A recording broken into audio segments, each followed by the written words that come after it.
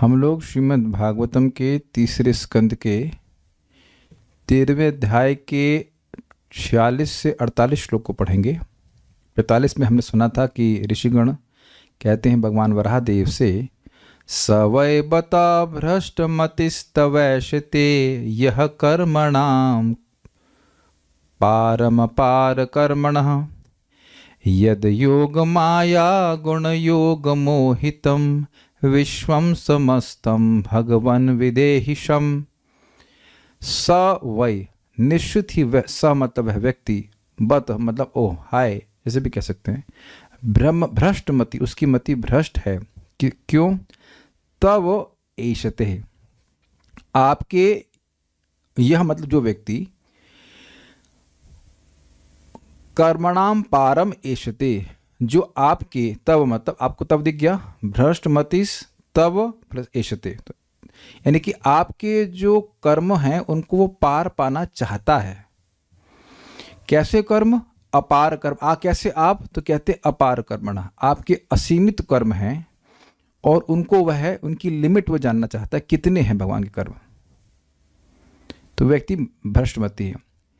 यत यानी जो योग माया, आपकी योग माया के गुणों के योग से मोहित हैं, इस प्रकार का समस्त विश्व जो है, ऐसे भगवान विदेहिशम, इनके कल्याण का विधान कीजिए, मंगल विधान कीजिए। इनकी बुद्धि ठीक हो, ये ऐसा ना सोचे कि हम भगवान की लीलाओं का वर्णन पूरी तरह से कर सकते हैं या उनकी गिनती भी पा सकते हैं।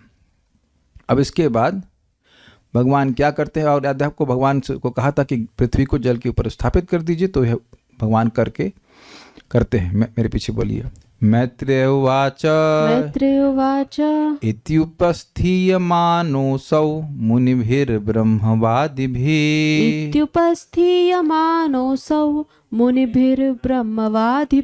सलिले स्वखुराक्रान्त उपाधत्ता वितावनिम्।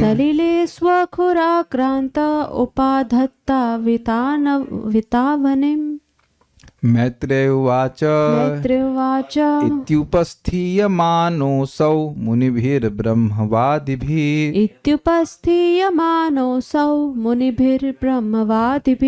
सलिले स्वखुराक्रान्त उपाधत्ता वितावनिम्।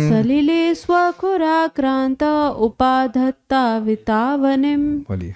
मैत्रेय उवाच इत्युपस्थीयमानोऽसौ मुनिभिर्ब्रह्मवादिभिः सलिले स्वखुराक्रान्त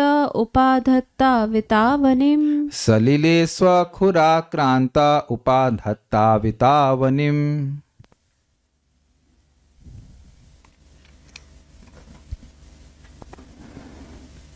मैत्रेय मुनि ने कहा, इस तरह समस्त महर्षियों तथा दिव्यात्माओं के द्वारा पूजित होकर भगवान ने अपने खुरों से पृथ्वी का स्पर्श किया और उसे जल पर रख दिया। अगर आपको याद हो तो उनसे प्रार्थना करी थी कि जैसे अरणी लकड़ी में एक ब्राह्मण मंत्रों के द्वारा जलने की शक्ति का स्थापन कर देता है, इसी प्रकार से आप अपनी धारण शक्ति को पृथ्वी में स्थापित कीजिए ताकि वह जल में डूबे नहीं। अब एक बात समझ में नहीं आ रही कि आगे आएगा कि जल में स्थापित करके भगवान चले गए, तो जल से फिर ऊपर कौन उठाया? जल से ऊपर तो पृथ्वी को लेके आए थे। तो अगर भगवान चले जाते और अपनी धारण शक्ति या गुरुत्वाकर्षण शक्ति जो भी कह लीजिए नहीं स्थापित की होती, तो फिर पानी में गिर जाती। तो ये बात तो समझ में आती है कि जल में स्थापित कर दी, जल में वो एक स्माइली बॉल की तरह तैर रही है। ये उदाहरण सबको समझ में आ रहा है? स्माइली बॉल, फ्लोटेबल बॉल होती है आजकल, उसमें व्हाट इज द पर्पस? पता नहीं, ऐसा लगता है कि उसको देख करके लोगों का मूड अच्छा हो जाता है। या कॉस्को की बॉल तो जानते होंगे आप लोग, रबर की बॉल से तो खेले होंगे क्रिकेट, तो उसको पानी में डाल देंगे तो वैसा ही उसी प्रकार से पृथ्वी तैरेगी, लेकिन फिर भी तो प्रॉब्लम सॉल्व नहीं होगी। ये हम कुछ समझ में नहीं आ रहा है। जल के ऊपर रख दिया, ये तो समझ में आ रही बात है, लेकिन जल के ऊपर रखने से प्रॉब्लम तो सॉल्व नहीं होगी। तो आई डोंट नो उसके बाद कौन क्या करता है, उसको उठाकर ऊपर अपना फिर कक्षा में रखता है। ऐसा क्या मतलब है, मुझे कुछ समझ में नहीं आ रहा है। ये तो समझ में आ रहा है, अर्थ समझ में आ रहा है कि जल के ऊपर भगवान ने धारण शक्ति लगा दी, जल पे वो तैर रही, लेकिन पृथ्वी की स्थिति जल के ऊपर तो नहीं है। I mean it is 7th level पे है ना, अगर नीचे से गिनेंगे तो अब जो भी इसका अर्थ है, इतना तो समझ में आ रहा है कि पृथ्वी डूबेगी नहीं। अब मैत्रेय वाचा, मैत्रेय मुनि ने कहा, तई ब्रह्मवादी भी, ब्रह्मवादी भी मतलब तृतीय विभक्ति बहुवचन, उन ब्रह्मज्ञानियों के द्वारा, मुनि भी ब्रह्मज्ञानी मुनियों के द्वारा, हे विदुर जी, सॉरी तई का अर्थ हे विदुर जी नहीं है, वो संबोधन के लिए रहे हैं, तई मतलब उनके द्वारा, उनका यहाँ पे तय शब्द जो है ये ब्रह्मवादियों को इंगित कर रहा है। तो तई ब्रह्मवादी भी मुनि भी, उन ब्रह्मज्ञानी मुनियों के द्वारा, इति उपस्थीयमानः, इस प्रकार स्तुति करने पर या स्तुत होने पर, अविता सबके पालन करता वराह भगवान ने स्वखुरा अपने खुरों से अवनीम पृथ्वी को आक्रांत स्पर्श किया। ये शब्द अन्यत्र भी हम सुनते हैं कि पृथ्वी असुर राजाओं के सेनाओं के द्वारा आक्रांत थी, मतलब वो चलते थे तो उनके पांवों का स्पर्श पृथ्वी पे होता था और महान पापी थे। तो फिर पृथ्वी जाती है ब्रह्मा जी के पास, ब्रह्मा जी सब देवताओं को लेकर भगवान के पास जाते थे। आक्रांत का मतलब पदाघात। तो यहाँ पे भगवान के चरणों का स्पर्श प्राप्त हुआ। सलिले और जल में उपाधत्तम मतलब स्थापित कर दिया। मैत्रेय वाचा, इति उपस्थीयमानो असौ, इस प्रकार से स्तुत होने पर, असो मतलब ये भगवान, किनके द्वारा, मुनिभिर ब्रह्मवादी, मुनियों के द्वारा, जो ब्रह्मवादी थे ब्रह्मज्ञानी थे उनके द्वारा, सलिले स्वखुराक्रांत उपाधत्ता अविता वनिम, अवनिम मतलब पृथ्वी को, स्वखुराक्रांत मतलब अपने खुरों के स्पर्श के द्वारा, सलिल अर्थात जल में, उपाधत्ता रख दिए। क्यों? अविता, क्योंकि वह पालन करता है। अब वो जानते हैं कि याम जीव धान्यम, ये पृथ्वी सभी जीवों को धारण करने वाली है, ये पानी में डूबी रहेगी तो जीवों का पालन कैसे होगा। तो अविता शब्द का अर्थ हुआ भगवान पालन करता है तो अपने कर्तव्य को पालनकर्ता के रूप में वह संपादित कर रहे हैं, पृथ्वी को उसकी स्थिति पर रख रहे हैं। सिंपल है। श्रीधरी, श्री भगवान संपूर्ण जगत के रक्षक हैं। वे उन ब्रह्मवादी महर्षियों द्वारा प्रार्थना किए जाने पर अपने खुरों से जल को स्तंभित कर दिए। आक्रांत का एक अर्थ लिया गया है कि जल को भगवान स्तंभित कर दिए, मीन्स सॉलिड बना दिए। जैसे आप देखो कि आर्कटिक रीजन में वो सागर पूरा जम जाता है, या एटलीस्ट पानी का बहुत बड़ा भाग वो जम जाता है, झीलें जम जाती हैं, तो प्रसिद्ध बात है, तो उस पर आप चल सकते हैं। ऐसा कुछ बात समझ में आ रही। और उसके ऊपर पृथ्वी को स्थापित कर दिया। लेकिन ऐसा नहीं कि जल का स्वरूप मतलब वैसे लग रहा है, मतलब सॉलिड लग रहा हो, जल जैसा ही लग रहा है, लेकिन जल में पृथ्वी डूब नहीं रहेगी। ऐसा कैसे हो सकता है? हमने पढ़ा था बचपन में, एक ब्लैक सी है जगत में, वो इतना खारा है, उसकी पानी की डेंसिटी इतनी ज़्यादा है कि आपको वहाँ पे तैरने की जरूरत नहीं है।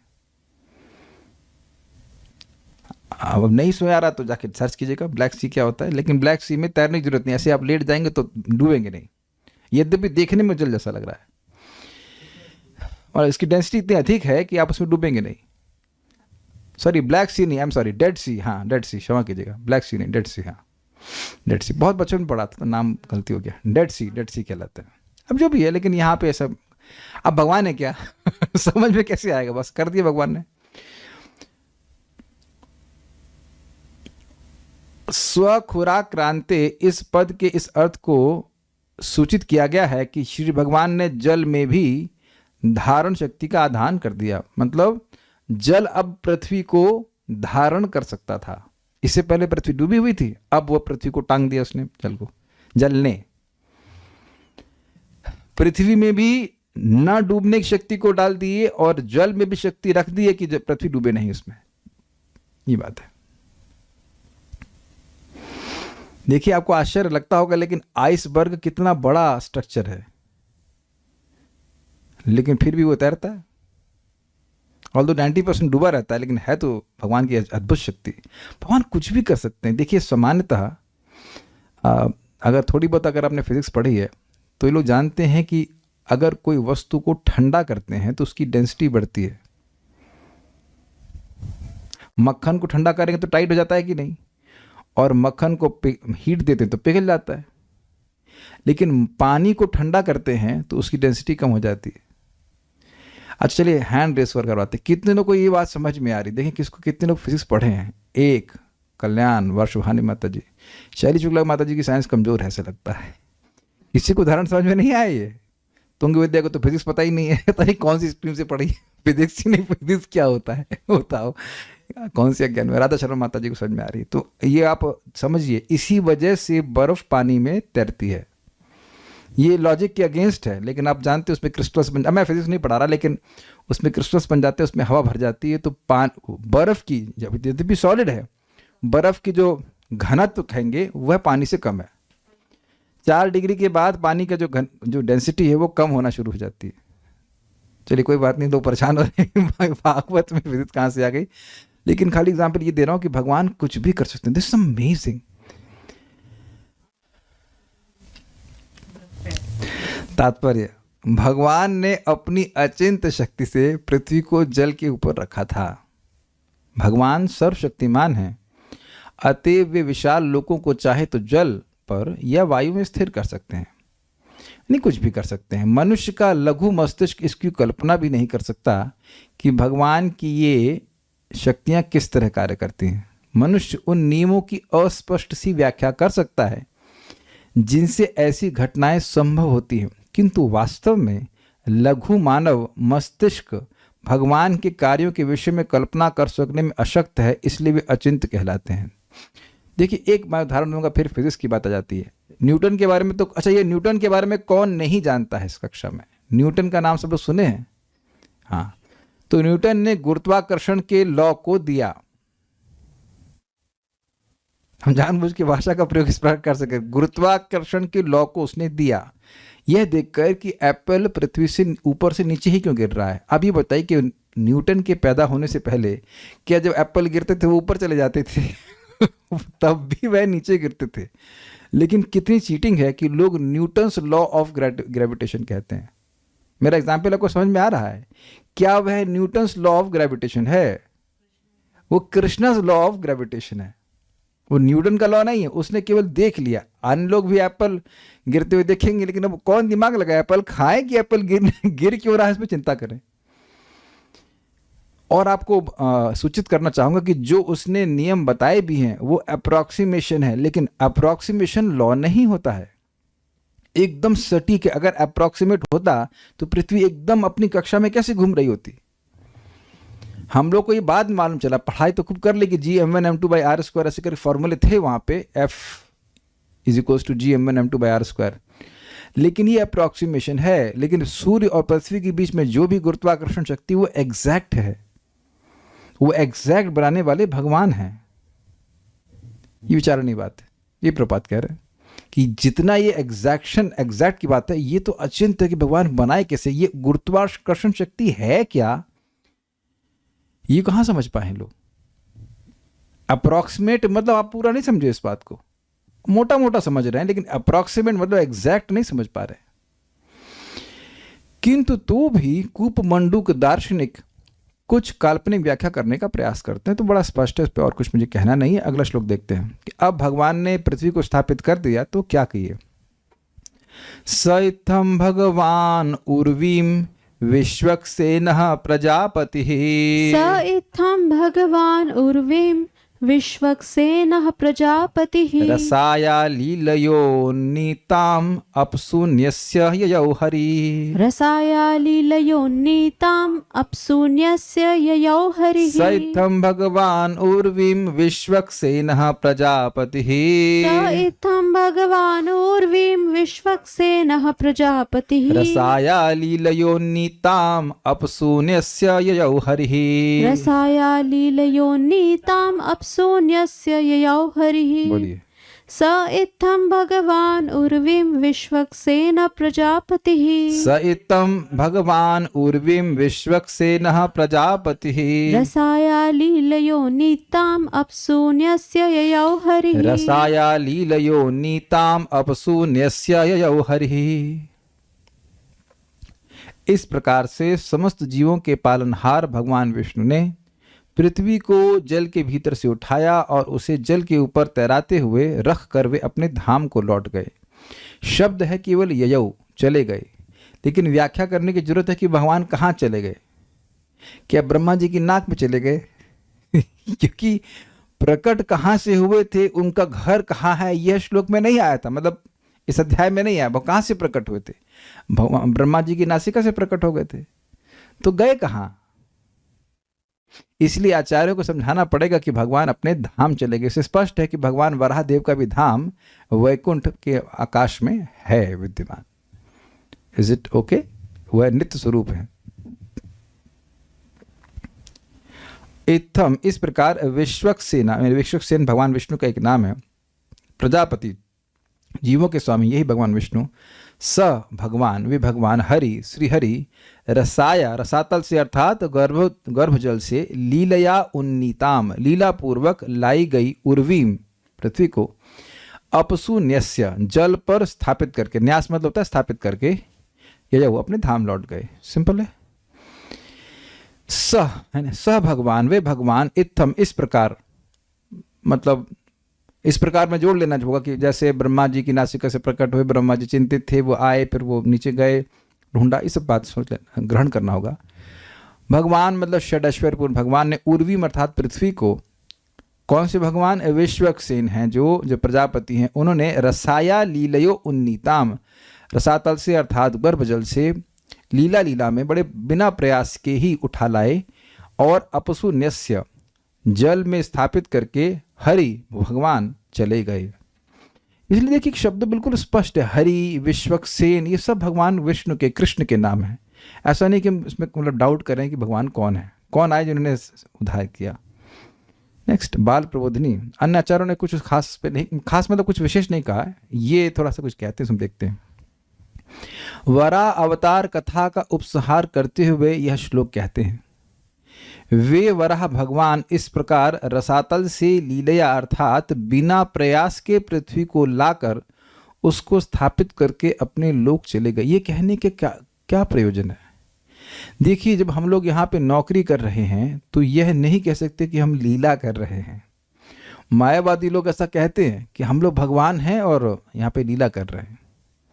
उन्होंने तो सुअर बने हो तो सुअर बनने में भी लीला है, या सुबह से शाम तक आदमी को मरना पड़ रहा है, 10-12 घंटे सर्जरी कराने जा रहे हैं तो ये आपकी लीला है। हाय लीला में बचे, बताइए भगवान इस पूरी लीला में हाय हाय करे कि भगवान को बेहोश किया गया, तो ये लीला है, ये बेवकूफ़ी है कि नहीं? सुबह से शाम तक आदमी को 10 गाली सुननी पड़ती है काम करते समय, क्या इसको लीला कहा जाएगा? लीला में प्रयास नहीं होता है, लीला में आनंद होता है। तो ये अब आप कहेंगे कि भाई कौन सी बड़ी बात है। अच्छा, तो आप 1 टन वजन उठा के देखिए, don't try it at home. कितने लोगों को ये जो गेहूं की बोरी अब उठा के लाते हैं उसी में दम निकलता है। 15 किलो की बोरी अगर एक फ्लोर भी उठाना पड़े, उसको स्थापित करना पड़े, तो बैंड बज जाता है कि नहीं? कौन यहाँ पे पहलवान जो 20 किलो की बड़ी बड़े आराम से 4 फ्लोर उठा के ले जाएगा? तो अब गर्भ जल में पृथ्वी है, उसको दांत पे टिका करके एकदम ऊपर लेके जा रहे हैं, और बिना किसी प्रयास के। ये इसी के लिए कह रहे लीला से उठाया हुआ है, यानी भगवान को कोई परिश्रम नहीं हुआ। इससे हम सब भक्तों को क्या शिक्षा मिल रही है? भगवान के लिए सभी कार्य केवल लीला है, उन्हें कोई भी कार्य करने के लिए कोई प्रयास नहीं करना पड़ता। तो मन में प्रश्न आएगा, तो हमें इतना क्यों प्रयास करवाने अपने हृदय को शुद्ध करवाने में? बिकॉज वो चाहते हैं कि हमारी उत्कंठा देखें, अन्यथा उनके लिए कोई एक ही नाम से सब शुद्ध कर देंगे, आपको प्रेम दे देंगे, सब कुछ कर देंगे, लेकिन चाहते हैं यू शो योर डिज़ायर, कितना आप भगवान को और मैं भगवान को चाहता हूँ, ये बात है। अन्यथा उनके लिए कुछ भी मुश्किल नहीं है। आयास के अभाव के हेतु को कहने के लिए उनके प्रभाव को कहते हैं विश्वक्सेन शब्द से। अर्थात मान लो कोई कहे कि भाई उनका क्यों प्रयास, उनको क्यों नहीं प्रयास करना पड़ा, इतना बड़ा कार्य था, तो आप ये क्यों कहते हो कि भगवान ने लीला में ही कर दिया? तो वह विश्वक्सेन शब्द से भगवान को सूचित करते हैं, संबोधित करते हैं। विश्वक अर्थात सर्वतः, यानी हर जगह, जिनका सेना अर्थात प्रभाव है, ऐसे भगवान। कुछ लिंक कर पा रहे हैं? व्यक्ति ने मतलब यहाँ पे गेहूं की बोरी उठाई, अब फर्स्ट फ्लोर तक आते आते उसका प्रभाव समाप्त का वो दबा जा रहा है बेचारा। तो कहने का अर्थ है कि भगवान का प्रभाव हर जगह है। ना तो उनको पानी में प्रवेश करने में कोई दिक्कत हुई, ना पृथ्वी को ढूंढने में कोई दिक्कत हुई, उनकी आंखें चमचमा रही थी, वो सूंघ कर पृथ्वी को समझ लीजिए, ऐसा उनका अद्भुत प्रभाव है कि वह सब जगह होता है। इस जगत में आप समझिए हर व्यक्ति का प्रभाव हर जगह नहीं होता है। किसी एक स्थान विशेष में उसका प्रभाव होगा और अन्यत्र उसका कोई भी प्रभाव नहीं होता है ना। हो सकता हो कि आप में से कोई व्यक्ति बहुत धनाढ्य हो, लेकिन आप मेट्रो में बैठते हो तो आपको कोई नहीं पूछता, ए हटो जरा स्पेस दो, यह कह देगा हमारी सीट है। अग्रीड? आप कहीं पे भी चल रहे हैं, कौन पूछने वाला है? तो ऐसे भगवान नहीं है, सर्वत्र भगवान का प्रभाव है। जल के अंदर पृथ्वी थी तो वहां भी प्रभाव था, जल के ऊपर लेके आए तो ऐसा नहीं कि अब मैं क्या करूं, यहां मेरा प्रभाव नहीं। सारी जगह वही नियामक है। तो वह नियामक क्यों है? तो कह रहे हैं वहां भी हेतु कहते हैं भगवान अर्थात ऐश्वर्य वीर्यादि से परिपूर्ण है, ये अर्थ है, क्योंकि वह षड ऐश्वर्य पूर्ण है, इसलिए उनका सारा हर जगह प्रभाव है। समझने का प्रयास करें, भगवान को कोई भी कार्य करने के लिए सहायता की जरूरत नहीं है कि नहीं? यहां वो किसी पूछे ने भाई थोड़ा पृथ्वी को बता रहा कहाँ है, जरा दिखाना, फिर मैं लेके आऊंगा। षड ऐश्वर्य पूर्ण है, वो ज्ञान से युक्त है, वो बल से युक्त है। यानी कि कहीं आप जाते हो तो आपको ज्ञान है लेकिन बल नहीं है, और कहीं बल है तो ज्ञान नहीं है। लेकिन भगवान के संग ऐसी कठिनाई नहीं है। हर स्थिति में जो भी शक्ति की जरूरत पड़े वो तो उन्हीं से ही आ रही है, तो इसलिए उनका हर जगह प्रभाव है। अरे है प्रभाव सबका, मान लो, तो वो उद्धार क्यों करेगा? आप बताइए कि हम लोग क्या सभी लोगों के दुखों का हरण करते हैं? नहीं करते हैं। जिनसे संबंध होता है उनके दुखों को दूर करने का प्रयास करते हैं। तो उसमें कहते हैं ऐसे होते हुए भी भूमि के उद्धार को हेतु कहते हैं हरि, अर्थात दुख हरणशील, ये अर्थ है। मतलब किसी के पास सामर्थ्य हो तो जरूरी नहीं है कि वह लोगों का दुख दूर ही करे। अग्रीड?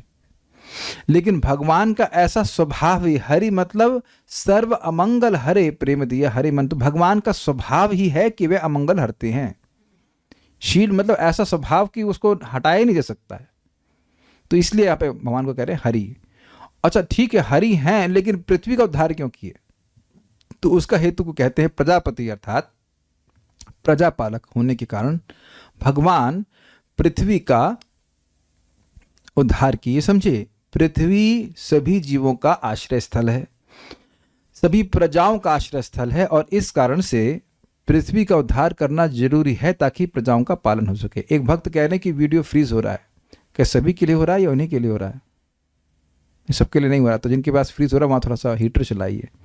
मैं भी से ठंड लग रही है, मेरे वहाँ तक पहुँचते मेरा वीडियो फ्रीज हो गया है ना। मैं भी जस्ट टू कोल्ड दे रहे ना, गंगा जी के पास रहते हो, एक ब्रह्मा जी के कल्प से रह रहे हैं तो ठंडा हो गया होगा। Okay, so will go forward. तात्पर्य, भगवान विष्णु विशिष्ट प्रयोजनों के लिए अपने असंख्य अवतारों में अपनी इच्छा से भौतिक लोकों में अवतरित होते हैं और पुनः अपने धाम को चले जाते हैं। कितना इजी है ना, करके दिखाना जब इस बार मरना। समझे? बहुत इजी, सो इजी। क्या हम में से कोई व्यक्ति बता सकता है कि हम कल अगला हमारा डेस्टिनेशन क्या है, कहाँ जन्म लेने वाले हैं? See, so difficult, not difficult, impossible. परम पूज्य राधा गोविंद महाराज समझाते हैं कि कोई व्यक्ति महान है इस जगत में, मनुष्य है लेकिन महान है, और उसको कोई व्यक्ति संतुष्ट करे तो कहे कि मैं आपसे बहुत संतुष्ट हो गया, अब 3 जन्म तक मैं आपका बेटा बनूंगा। क्या कोई मनुष्य ऐसा कह सकता है? और वो कहेगा भी तो क्या उसकी बात में कोई दम है? तो भगवान के प्राकट्य इसी प्रकार से अत्यंत अद्भुत हैं, इसलिए समझना चाहिए इसको। जब वे अवतरित होते हैं तो वे अवतार कहलाते हैं, क्योंकि अवतार का अर्थ है अवतरित होने वाला। बड़ी इंपॉर्टेंट बात है कि देखिए अवतार का अनुवाद किया गया है इनकारनेशन, लेकिन इनकारनेशन सही अनुवाद इसलिए नहीं है क्योंकि इनकारनेशन में बुद्ध होता है कि कोई है मतलब दिव्य वस्तु, लेकिन वह भौतिक शरीर में इनकारनेट हुई है। लेकिन अवतार का मतलब होता है डिसेंट्स। बड़ा सुंदर तरह से भक्त लोग बताते हैं कि देखिए जैसे कोई व्यक्ति लिफ्ट से कहीं उतरता है तो उसको पता नहीं कि जो दृश्य खुलेगा तो क्या होगा, समझ गए ना बात को। लेकिन सीढ़ी से कोई व्यक्ति उतरता है तो इज इन कंट्रोल, कहाँ रुकना है, कहाँ करना है, समझ गए ना बात। तो हम लोग कैसे प्रकट होते हैं जगत में? लिफ्ट के माध्यम से, क्लियर है ना।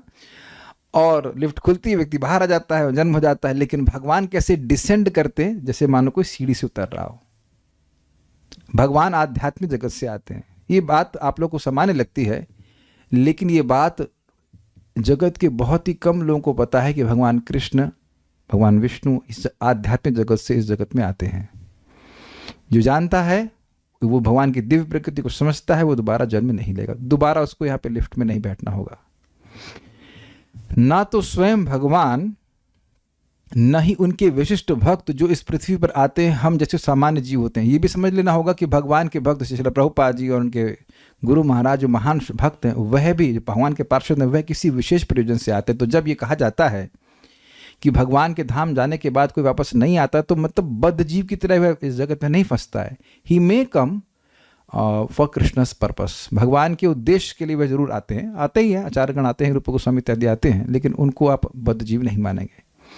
अरे भैया शुभ कृष्ण दास बड़ा परेशान किया, देखो 47 श्लोक तक, क्या फायदा होगा? फायदा बताओ इसे सुनने का। मान लो कोई प्रश्न करे, मान लीजिए आप में से कोई प्रश्न करें, तो इसके श्रुतिफल को मैत्री मुनि कहते हैं। हर आदमी अपना कुछ फायदा देखता है ना।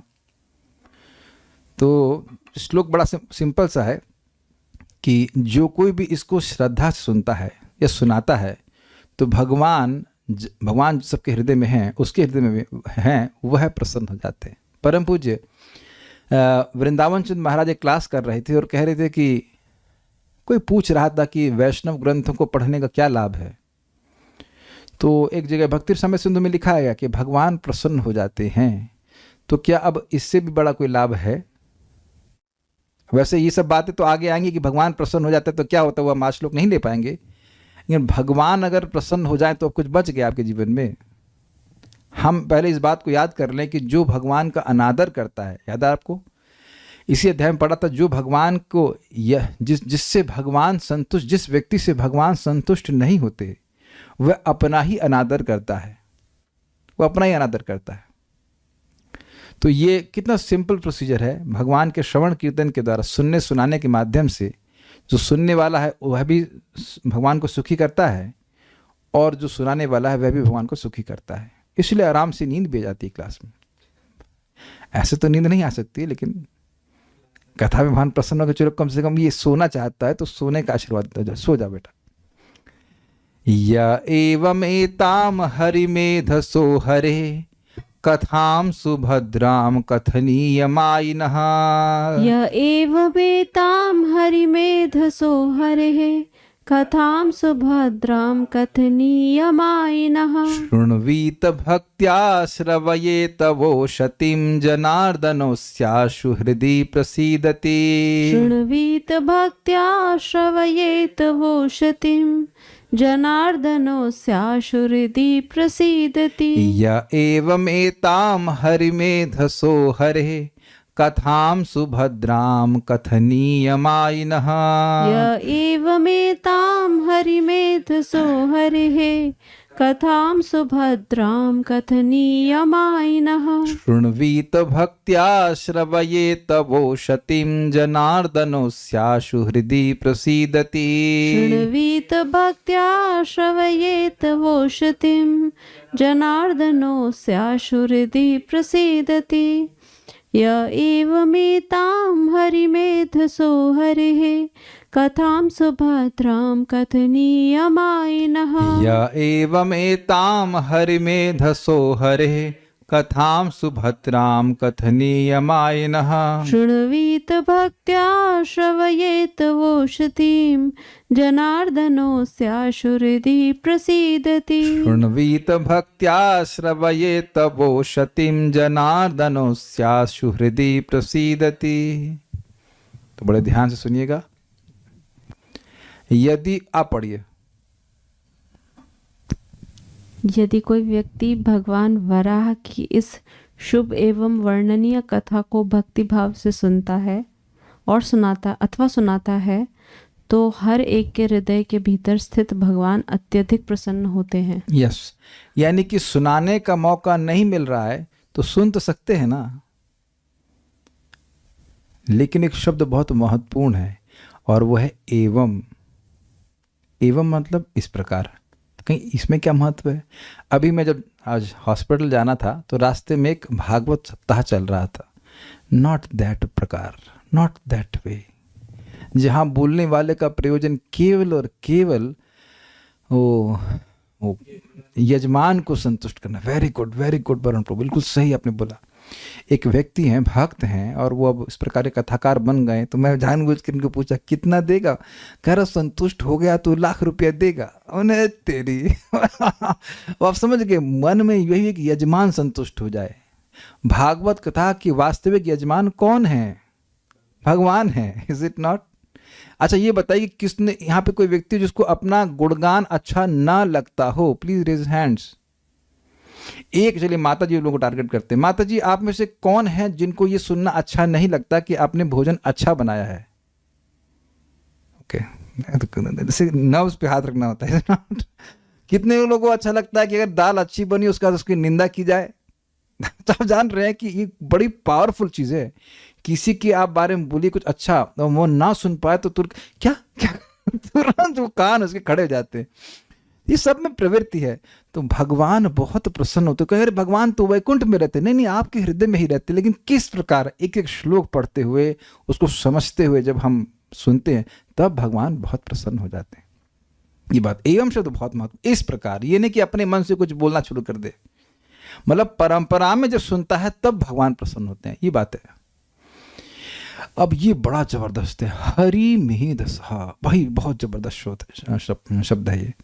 जिनके विषय में लगी हुई मेधा भक्त के संसार को हरने वाली है ऐसे। अरे भाई जबरदस्त। मैं जब इसको कल विचार कर रहा था तब मैं समझ रहा था कि सोच रहा था कि कैसे हमारे भक्त 94, 5, 6, 7, 8, 9 कितने हो गए? 99 भक्त मुझे आशीर्वाद देने पे तुले हैं, है ना? कि आप लोग आते हैं तो मेरी मेधा लगती है भगवान के बात में।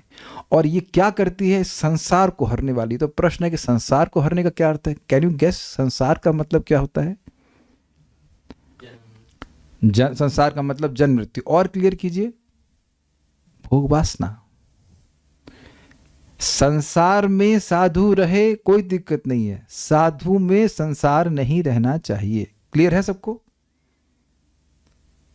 आप इस जगत में रह सकते हैं, ये समझते हो कि सब कुछ भगवान का, ईश भाषम इदम सर्वम यत् किंचित जगत्याम जगत, सब कुछ भगवान को समर्पित करते हुए चलिए, कोई भी दिक्कत नहीं, absolutely not a problem, you are in spiritual world. लेकिन जब भोग की भावना आ गई कि मैं भोगता हूं, मैं ये भोगूंगा, मैं ये भोगूंगा, तो फिर जन्म लेना पड़ेगा। तो अब इस समय बताइए, जो हम घंटा भर यहाँ पे समय बिताते हैं, सबकी मेधा, सबकी बुद्धि भगवान में लगी है कि नहीं लगी है? जो व्यक्ति सो गया उसकी अलग बात है, उसको क्या हमको नहीं पता। अच्छा आप लोग, मैं प्लीज हेल्प मी, कि अगर भागवत क्लास में सो जाएं तो क्या लाभ होता है? इस पर रिसर्च कीजिएगा, शायद चैट जीपीटी को पता, हमको नहीं पता, वट एवर रीजंस। लेकिन अगर आप बुद्धि लगा रहे हैं कि एक एक शब्द का क्या मतलब है, तो प्रभाव आप देख लीजिए कैसे भगवान है। संसार को हरने वाली वैसी बुद्धि हो जाती है, जो भी हृदय कचरा है वो सब समाप्त हो जाता है। आप विचार कीजिए कि हम अपनी मेधा को कहाँ कहाँ लगाते हैं, और उसके बाद क्या होता है? उससे हमारा संसार बढ़ जाता है। संसार का मतलब स्पष्ट समझ रहे हैं, भोग वासना बढ़ जाती है। थोड़े समय के लिए भी इस हम बुद्धि को लगाते हैं भगवान की सेवा में, तो बहुत बहुत बड़ा लाभ है। हरि को मतलब सुना, जो दुख है जगत में वो किस वजह से हैं? भोग करने की वजह से हैं। उसकी वासना ही समाप्त कर देते हैं। और ऐसा बिल्कुल भी नहीं कि ये थ्योरेटिकल है। मेरी बात आप समझ ही रहे होंगे। मैं तो अपने जीवन में देखता हूँ कितनी कितनी मौज है जस्ट बिकॉज कि मैं व्हाट इज इट नैनीताल में घूमने नहीं जाना चाहता हूँ। कितना मौज है, कितना चिल है। मैं आज वेदवादी को बोल रहा था, हमको बहुत खराब लगता है ट्रैवलिंग, जस्ट कहाँ जाएंगे, किसके हाथ का बना हुआ खाएंगे, कैसा बनेगा, ये और सब शेड्यूल हिलता है, बहुत कॉम्प्लिकेटेड। भगवान ने इच्छा ही खत्म कर दी, कोई जरूरत नहीं है। क्या अच्छा कितने लोग इस बात को सत्यापित करेंगे कुछ संसार खत्म हुआ है, मतलब कुछ वासनाएं समाप्त हुई हैं? अरे सबको हाथ खड़ा करने की जरूरत भी नहीं है। अब अगर वासना समाप्त नहीं होती तो काहे आते यहाँ पे आते? Is it not? तो आप देख रहे हैं कि ये जो है, तो उसका घर उतना बड़ा है, उसका घर उतना बड़ा है। हम तो जब सोचते हैं उसका घर उतना बड़ा, ओहो तो एक मेहरी रखनी पड़ेगी, फिर टेंशन रखनी पड़ेगी, अरे तू टाइम से नहीं आई। हमने सामने देखा है, ये टाइम होता आने का, फिर डर होता है कहीं चोरी ना कर ले। Too much hassle, agreed. ये बात आप समझ लीजिए। अशांतस्य कुतः सुखम। कुतः मतलब कहाँ है, कहाँ है, कहाँ मतलब बिल्कुल नहीं दिख रहा। जिसके मन में शांति नहीं, उसके उसके उसका सुख कहाँ है, मतलब सुख नहीं है। देखिए अरे कहाँ है सुख, सुख फिनिश्ड, सुख तो डब्बे में खत्म हो गया। अग्रीड। सुख संसार को नष्ट करने वाली, मतलब भोग वासना को नष्ट करने वाली। यू बिकम हैप्पी, सुखी हो जाता है व्यक्ति केवल बुद्धि को भगवान में लगाने से। ऐसे हरि मेधसा, मतलब जिनके, ये हरि मेधसा शब्द जो है ये गुण भगवान का बोला जा रहा है, ध्यान दीजिएगा। कह रहे हैं कि वो भगवान जिनके विषय में अगर बुद्धि लग जाती है तो संसार नष्ट हो जाता है। ये पहले मैं कंफ्यूज हो गया कि ये गुण मेधा का बता रहे हैं, बुद्धि का या भगवान का। तो हरि मेधसा शब्द जो विशेषण है वो भगवान का है, लेकिन वो ये बताते हुए कि उनके बस विषय में बुद्धि लगने मात्र से संसार हट जाता है। कितना अमेजिंग है। थोड़ा सा हाईलाइटिंग में दिक्कत हुई। कथनीय मायिनः, कथनीय मतलब कहने योग्य, मतलब भगवान के अलावा जो व्यक्ति बात कर रहा है किसी की, वो बोलने योग्य नहीं है।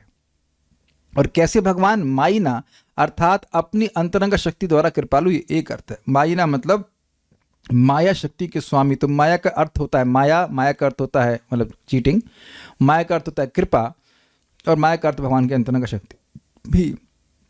तो यहाँ पे कह रहे हैं कि भगवान अपनी अंतरंग शक्ति द्वारा कृपालु हैं। माया का अर्थ कृपा होता है ना, और माया का अर्थ अंतरंग शक्ति होता है। तो भगवान ऐसे मायिना अर्थात ऐसे कृपालु हैं जो अपनी अंतरंग शक्ति से कृपालु हैं। ऐसे हरे अर्थात भगवान हरि की एताम, यह है सुभद्राम, भद्र मतलब मंगल और सुभद्र मतलब अत्यंत मंगलकारी, उशतीम।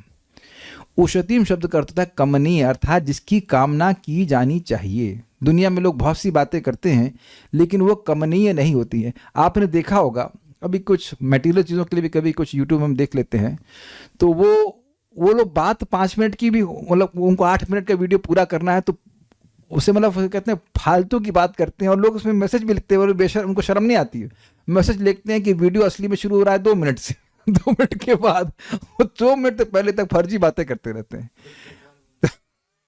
यूजलेस ना, अकथनीय बातों को ही कचकच कचकच बोलते हैं। उससे वो उशती अर्थात अकमनीय है। यानी भौतिकतावादी जीवन में भी लोग भौतिकतावादी जो बातें कह रहे हैं वो अकमनीय है। ऐसे तो कोई भी भौतिकतावादी बात है वो अकमनीय है, मतलब उससे संसार बढ़ता है। लेकिन ये कमनीय का मतलब 2 अर्थ है। एक तो ये लाभ बहुत देने वाली है, दूसरा मन को प्रसन्न करने वाली है। आप किसी भी चीज की कामना तभी करते हैं जो सुख देने वाली बात हो। तो भगवान की कथा सुनने से 2 प्रभाव हैं। एक तो संसार की वासना नष्ट हो रही इसलिए कमनीय है, और दूसरा कि अपने आप में बड़ी अच्छी लगती है इसलिए कमनीय है।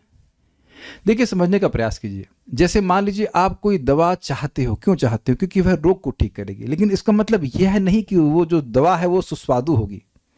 लेकिन मान लीजिए दवा एकदम चाशनी वाली हो, बढ़िया, और आपके रोग को भी ठीक करे, तो दोनों तरह से कमनीय हो गई ना। ये आप बिल्कुल मेरे मन को पकड़ लिए। Chyawanprash for example, I hope chyawanprash सबको अच्छा लगता होगा। मान लीजिए कि रसगुल्ला आपके बुखार को ठीक कर दे, तब तो बुखार होने में किसी को दिक्कत नहीं होगी ना। रसगुल्ला, अच्छा ऐसे तो मम्मी नहीं देंगे, 4-5 खाने को मिले तब। अच्छा मान लीजिए डायबिटीज रसगुल्ले से ठीक हो जाए तब तो कहेंगे कोई दिक्कत नहीं है। तो कृष्ण कथा जो है वह आनंद देने वाली भी है और अविद्या का निवर्तक भी है, दवा भी है और अमृत भी है, इसलिए कमनीय है। कथा मैंने कथा को, यह भक्त्या श्रवणीत, जो कोई भक्ति पूर्वक सुनता है। अब मैं यह पे क्या बोलूंगा, वेदवाणी कुछ कह सकती हैं। जैसे ही शब्द यह आता है, इसका क्या मतलब है? कई बार हमने इसको बोला है।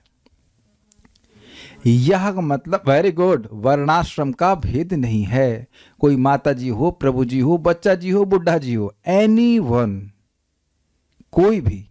आप कहेंगे इसमें कौन सी बड़ी बात है? यहाँ पे हम भक्त दिख रहे हैं तो वो पीएचडी करने के लिए बड़े टेंशन में है, दिख गए हमको। तो अब आप ये बताइए कि आप पीएचडी के लिए जो कर रहे हो वो आपकी पीएचडी सभी पे एप्लीकेबल होगी? हमारे राधा रमन प्रभु इस पीएचडी से लाभान्वित होंगे, हमारे गौरव प्रभु भी होंगे क्या? नहीं होंगे। I am not speaking against PhD. मान लीजिए मैं मैकेनिकल इंजीनियरिंग किया हूं तो उससे वरुण प्रभु क्या होने वाला है? कुछ भी नहीं। ऐसा कोई ज्ञान दो ना जिससे सबको लाभ हो जाए। और यहाँ कहेंगे क्या प्रमाण? प्रमाण आप सब लोग हैं यहाँ पे, मतलब 24 साल के भी कोई लोग हैं, 36 साल के भी लोग हैं, जिन लोगों की उम्र याद आ रही मेरे को, 26 के भी हैं, श्री वल्लभ माता जी भी 50 समथिंग 55 के। तो आप देख रहे हैं हर ब्रैकेट के लोग हैं यहाँ पे। प्रैक्टिकल देखो, और ये नहीं पूछा जा रहा है मुकुंद सेवनी कहाँ तक पढ़ के आई हो, कि ये बायोलॉजी में तेज है थोड़ा सा, तो जैसे एवरीवन, कृष्णारविंद प्रभु उसमें हैं, बिजनेस में। अब आप देख लीजिए ना, यहाँ वर्ण और आश्रम के हिसाब से लोग अलग अलग हैं ना, कोई न्यूमरोलॉजिस्ट हैं, कोई है ना डिफरेंट, कोई आचार्य हैं, कोई और है, कोई जापानीज पढ़ा रहे हैं, आज आ गए प्रभु जी हमारे, कोई जापानीज ट्रांसलेटर हैं। तो आप देख लीजिए सबके वर्ण तो अलग अलग प्रकार के हैं ना, कोई टीचर है, कोई कुछ है, लेकिन सभी के पास एक योग्यता है कि वह श्रद्धा से भगवान की बात सुन सकते हैं और सबसे भगवान प्रसन्न होंगे। This is brilliant. यह भक्त्या शृण्वीता, जो कोई भक्ति पूर्वक सुनता है, श्रवयेत्वा मतलब अथवा अन्यों को भी सुनाता है, ये बड़ी इंपॉर्टेंट बात है। सुनना, सुनाने की प्रक्रिया है। जनार्दन, तो जनार्दन कहते हैं जो अविद्या निवर्तक भगवान जनार्दन हैं, जो जन अर्थात लोगों की अविद्या को अर्दन अर्थात अर्दयति मतलब उसको नष्ट करते हैं। अविद्या समझ रहे हैं, अविद्या का क्या फंक्शन है बताइए वेदवादी, अब ये तो बताना ही पड़ेगा। अविद्या का फंक्शन क्या है? अविद्या क्या करती है? स्वरूप की विस्मृति कराती है। तो भाई साहब कुछ नहीं करना है, स्वरूप सिद्धि के लिए क्या, स्वरूप सिद्ध प्रणाली क्या है? श्रीमद् भागवतम का श्रवण। Simple simple. भगवान अंदर ही बैठे बैठे प्रसन्न होंगे और अपने आप आपके स्वरूप को प्रकाशित कर देंगे, बस सुनते जाइए। अब इससे आसान क्या है बताइए? नहीं सुना पा रहे हैं तो सुनाई तो सबको पड़ रहा है ना, कुछ समझे? सुनाई पड़ा? मान लीजिए आप बोल नहीं पा रहे हैं लेकिन सुन तो पा रहे हैं ना, तो यहां तो ये नहीं कहा जा रहा कि जो सुनाएगा वही बस प्रसन्न करेगा।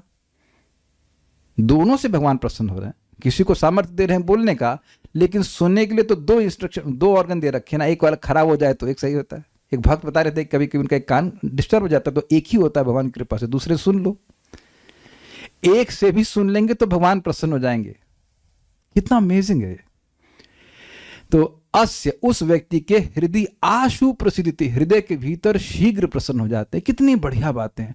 इस जगत में कौन ऐसा व्यक्ति है जो हर कार्य को जल्दी नहीं करना चाहेगा? स्पेशली कलयुग में धैर्य तो है ही नहीं। तो देखिए, और आशु मतलब यहां ये नहीं बोल रहे हैं कि इससे पहले इससे बाद, आशु मतलब सबसे जल्दी प्रसन्न हो जाते हैं। बेसिकली बहुत सिंपल समझिए, आपकी तारीफ कोई व्यक्ति अभी करता है तो आप क्या परसों प्रसन्न होते हो? व्हाट डू यू से? कोई डांट दे तो आप कब दुखी होते? नहीं यार, गलत। आप वेदवादी इतना नहीं समझती हो। जब मैं डांटता हूं आपको तो आप परसों दुखी होती है कि उसी तरह क्यों डांट दे? नॉट। आप लोगों को कभी डांट पड़ती ही होगी किसी भी व्यक्ति से, तो आप कैसे कब दुखी होते हैं? उससे तुरंत होते हैं। अब यहां क्यों अश्रद्धा कर रहे हैं? श्रद्धा रखना चाहिए कि कृष्णा बिकम्स इमीडिएटली हैप्पी।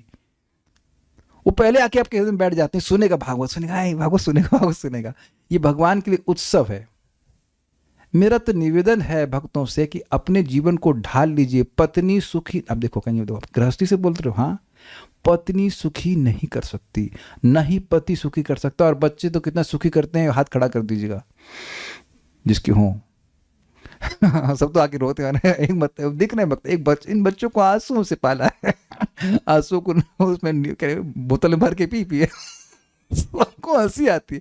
तो अब भी नहीं समझ रहे हैं। बात बहुत सिंपल है। Unless Krishna is happy we can not be happy. जब तक भगवान संतुष्ट नहीं होते हम कभी सुखी नहीं हो सकते। तो भगवान को सुखी करना एकदम शीघ्र तरीका। आप देखिए, अमेजिंग बात है। अगर भगवान तुरंत प्रसन्न होंगे तो उसका रिजल्ट क्या होगा? अभी मैंने क्या बोला? भगवान प्रसन्न होंगे तो आप प्रसन्न होंगे। तो और भगवान तुरंत कैसे प्रसन्न होते हैं? कथा सुनने से, भगवान की कथा को सुनने से। क्लियर? तो यानी तुरंत प्रसन्न होने का क्या तरीका है? भगवान के बारे में सुनना। Got it? वेदवादी का बड़ा अच्छा रियलाइजेशन था और आप सबका होगा कि कथा सुनते सुनते कब कुकिंग हो जाती है पता ही नहीं चलता है। आई थिंक दिस एवरी माता जी विल एग्री, है कि नहीं? यही महाराज इस बात को बोलते हैं। तो मैं निवेदन इस बात को कर रहा हूं कि गृहस्थी को ऐसे सेटल कीजिए कि शाम का समय आपको कथा के लिए मिलना चाहिए। देखिए, हम यहाँ चुटकी ले रहे हैं एक व्यक्ति की और कार्य है करना। हमसे दुख रोएंगे तो हम तो उसका मजाक जरूर बनाएंगे। शादी हुई नहीं है लेकिन अभी से उनको टेंशन चालू हो रही है। प्रभु जी मैं कहा क्यों नहीं जब में दिखे, आप कथा में नहीं दिख रहे। अरे वो शादी नहीं कर रही है। तो हमने कहा रहे तो अभी से दुख दे रही है ना आपको। उन्होंने कहा "अरे, दुख के लिए आप क्यों इतना चिंतित हो रहे हैं, आएगा अपने आप। मैं उनको बोला था कि भाई देखो, ब्रह्मचारी के 75% चांस है भगवान के पास जाने के, है ना, तो क्या मैं आपको इतनी सारी जाने देगी आपको क्या लगता है इतनी सारी जाने देगी? उसके लिए काहे टेंशन ले रहे हैं आप? You think about Krishna. जब भगवान को संतुष्ट करने का प्रयास करेंगे तब संतुष्ट होंगे। देखिए, मैं किसी भी आश्रम का मजाक नहीं बना रहा हूँ, मजाक हम अपना स्वयं बनाते हैं। हम गृहस्थी में हैं, हम ये हैं, अब पत्नी को भी टाइम देना है, इसको भी टाइम देना है, इस चक्कर में व्यक्ति अपने को सुखी नहीं कर पाता है। प्लीज़ मेरी बातों का बुरा नहीं मानिएगा, आप स्वयं देखना, जब हम लोग साथ में आकर के भगवान के बारे में पढ़ते हैं, क्या आप स्वयं सुखी नहीं होते? तो we have to have our time, is it not?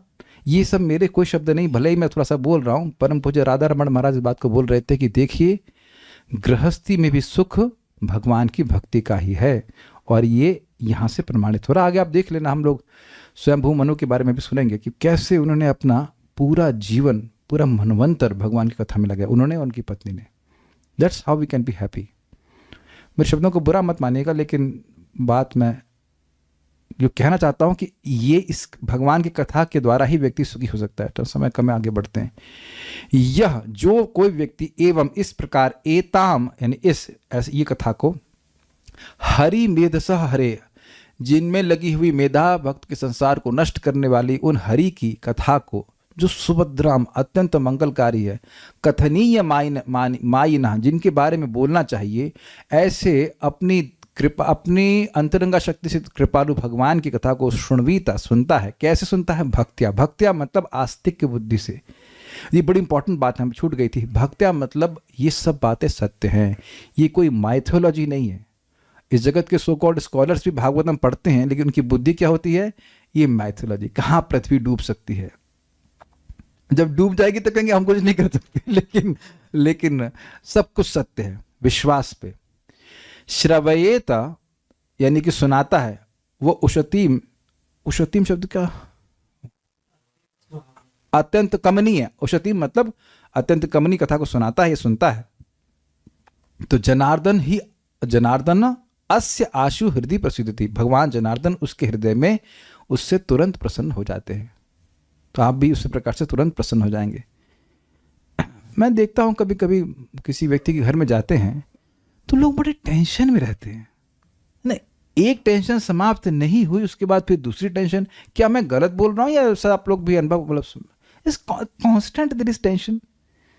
उसका कारण है कि वो ऐसे शब्द का संपर्क कर रहे हैं जो या तो शोक, या तो मोह, या तो भय का निर्माण करेगा। आप देख लेना कभी, ये बात आप काट ही नहीं सकते हैं, ये काट ही नहीं सकते हैं। आप देखना कि भगवान के अलावा जो वार्ता करेंगे या तो शोक उत्पन्न करेगा या मोह उत्पन्न करेगा। भाई, शब्द का प्रभाव तुरंत होता है।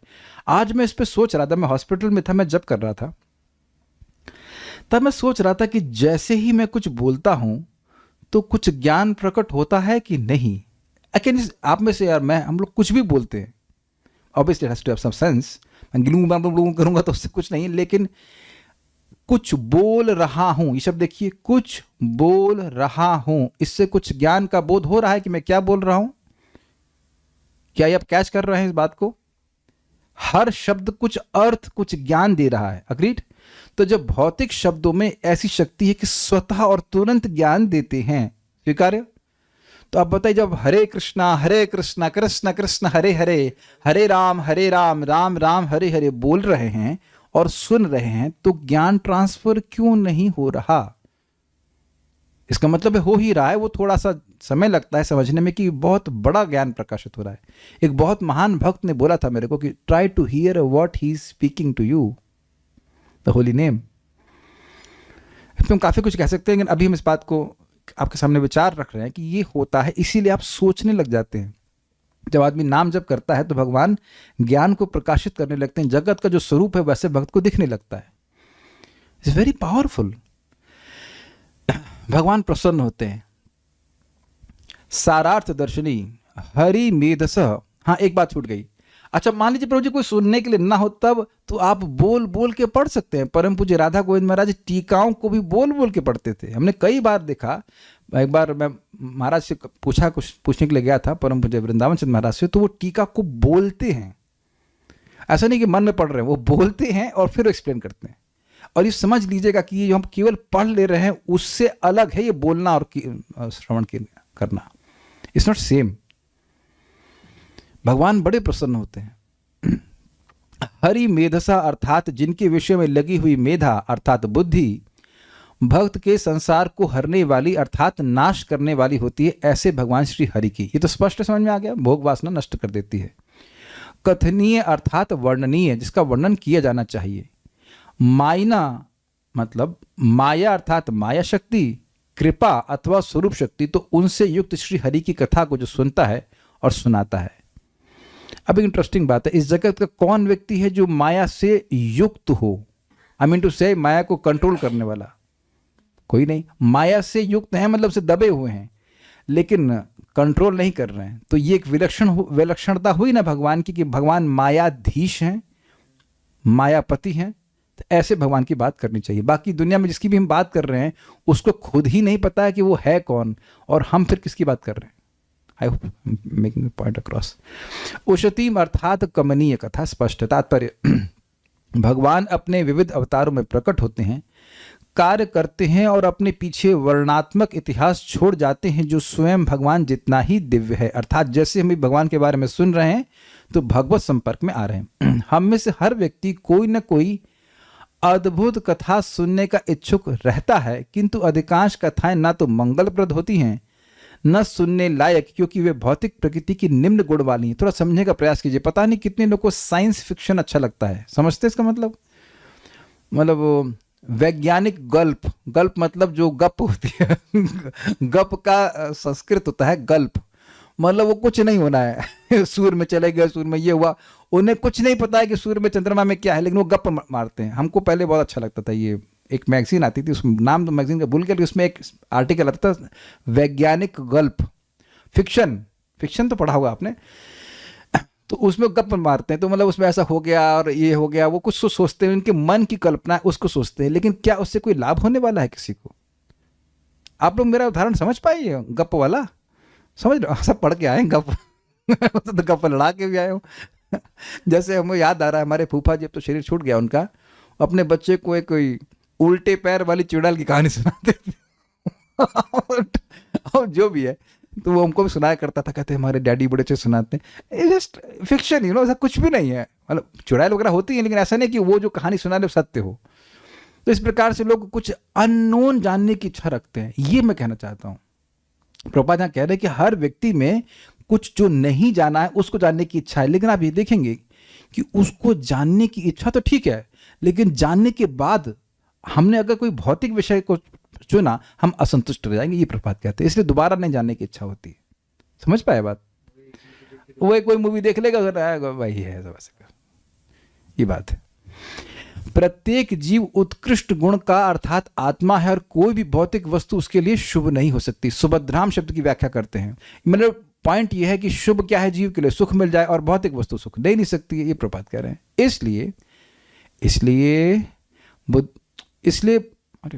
इसलिए बुद्धिमान लोगों को भगवान की विवरणात्मक दृष्टांत स्वयं सुनने चाहिए और अन्यों को भी सुनने के लिए बाध्य करना चाहिए, मतलब पिस्तौल की नोक पिलाना चाहिए। वेल, नॉट लाइक दैट, लेकिन समाव तरह इंस्पायर करना चाहिए कि भगवान के बारे में सुने, क्योंकि इससे संसार का ताप विनष्ट होगा। भगवान एकमात्र अपनी अहेतु की कृपा से इस पृथ्वी पर आते हैं और अपने कृपामय कार्यकलापों को पीछे छोड़ते जाते हैं, जिससे कि भक्तगण दिव्य लाभ उठा सके। तो समझिए, उस बात को समझाने का प्रयास करता हूँ कि भगवान की घटना हुई कब? प्रथम मनवंतर में और छठे मनवंतर में 2 बार आए ना। और कौन सा चल रहा है? 7वां मनवंतर, और उसका भी 28वां चतुर्युग, यानी कि घटना इतनी पुरानी है कि उसको याद कर पाना संभव नहीं है। लेकिन भगवान ने व्यवस्था व्यासदेव जी के द्वारा कराई है कि वो जो घटना प्रथम मनवंतर में हुई उसको आज हम 4/1/2025 में सुन रहे हैं। ये हम पर कृपा करने के लिए। अद्भुत बात है कि लोग साधुओं के पास जाकर पूछते हैं कि कृपा कीजिए, और वो कब कहते हैं चलो कथा में सुनो, कथा में आओ, तो उस कृपा को नहीं चाहते। ये बात हमेशा ध्यान रखिए कि भगवान के प्रति जो वैमुख्य है वही मूल अपराध है, और इसी कारण जीव फंसा हुआ है। तो भगवान की कथा को सुनने से भगवान प्रसन्न होते हैं और भगवान की अनुकूलता होती है, भगवान की कृपा जीव पर होती है, तो धीरे धीरे अपने स्वरूप को प्राप्त करेगा, सुखी हो जाएगा। आगे और हम कुछ बातों को सुनेंगे, वो कल सुनते हैं। कुछ भक्त के प्रश्न हम देख लेते हैं। ओके, ये हरे कृष्ण मंत्र टाइप करके अपने भेजा, अच्छी बात है, लेकिन चैट का उपयोग उसके लिए मत कीजिए। मुझे याद है हरे कृष्ण मंत्र से, कोई दिक्कत नहीं। क्या आप एक बार फिर बता पाएंगे कि भगवान को अप्रसन्न करके वह अपने ही अंदर कैसे, अपना ही अनादर कैसे करता है? देखिए, बहुत सिंपल सी बात है। जब तक भगवान सुखी नहीं होंगे तब तक जीव सुखी नहीं होगा। जब कोई व्यक्ति आपको अनादर करता है, हमारा अनादर करता है, तो हमको असुखी करता, मतलब दुखी करता है कि नहीं?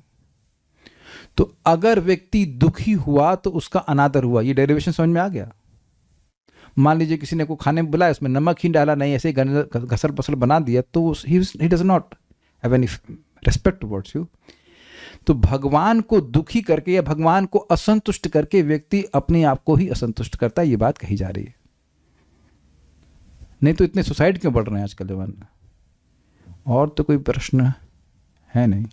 एक भक्त ने हमको एक बात पूछी थी, उसको हम थोड़ा सा डिस्कशन करके रुकेंगे। क्या बातें पूछी थी? बड़ी अच्छी बातें थी। प्रश्न था कि मैं भक्ति कर रही हूँ कृष्ण की प्रसन्नता के लिए, लेकिन मेरी फैमिली वाले, मेरी माँ कहती रहती हैं कि तुम तो केवल अपनी मुक्ति में इंटरेस्टेड हो। तो उनसे ये पूछिए, उनको बच्ची को पूछना चाहिए माँ से कि आपको क्या आपकी जीभ पे मैं टाका लगा दी हूँ कि आप जप ना कीजिए, या आपको मैं हरे कृष्ण मंत्र के बारे में नहीं बताई हूँ? कह रही है, उनकी माँ कहती है मरना तो सबको है एक न एक दिन, जो भी उम्र होगी, लेकिन तुम कोई दायित्व नहीं उठा रही हो, इत्यादि इत्यादि। तो उनको समझाइए, उस लड़की को समझाना चाहिए कि देखिए अब आपसे तो भजन होने का नहीं अम्मा, तो हम आपके सारे, आपका, आपके नानी का, ताई चाचा, सबके उद्धार का ठेका लिए हैं, तो मेहनत करनी पड़ेगी ना। क्या कोई प्रमाण भी है? विप्रादि षड्गुणयुतादर विंद नाभास पादार विंद विमुखा स्वपचो वरिष्ठम मन्ये तु दर्पित मनोवचने हितार्थ प्राणम पुनाति सकुलम न तु भूरि मानः। कोई ब्राह्मण के 12 गुणों से युक्त है, लेकिन अहंकारी है और भगवान की सेवा नहीं करता, अपने इंद्रियों से भगवान की सेवा में नहीं लगाता है, तो वह अपना भी उद्धार नहीं कर सकता। लेकिन कोई स्वपच है, कुत्ता खाने वाले का भी पैदा हुआ है, लेकिन अपनी इंद्रियों को लगा रहा है, जैसे यहाँ पे सुन रहा है, अपनी इंद्रियों को भगवान की सेवा में लगा रहा है, तो अपने पूरे कुल का उद्धार करता है। तो इसलिए किसी भक्त पे ये आरोप लगाया जाए कि वह केवल अपनी मुक्ति में इंटरेस्टेड है, ये गलत है। देखिए, मुक्ति में इंटरेस्टेड होना तो बहुत अच्छी बात है। पराभवस्तावद अबोध जातो यावन जिज्ञासतमात्म तत्वम। जब तक व्यक्ति आत्म तत्व की जिज्ञासा नहीं करता है, वह पशु की तरह ही जी रहा है, और पशु की तरह पैदा हुआ, पशु की तरह जी रहा है, और ऐसे ही मर जा रहा है। तो स्वाभाविक सी बात है कि अगर परिवार में कोई एक भी व्यक्ति भक्ति कर रहा है और वह मुक्ति में इंटरेस्टेड है, तो वो केवल अकेला मुक्त नहीं होगा। ये बात समझने वाली है। इस श्लोक किसमें है? आप प्रहलाद, मैं नंबर याद नहीं, ढूंढ लीजिएगा, ये प्रहलाद महाराज की उक्ति है।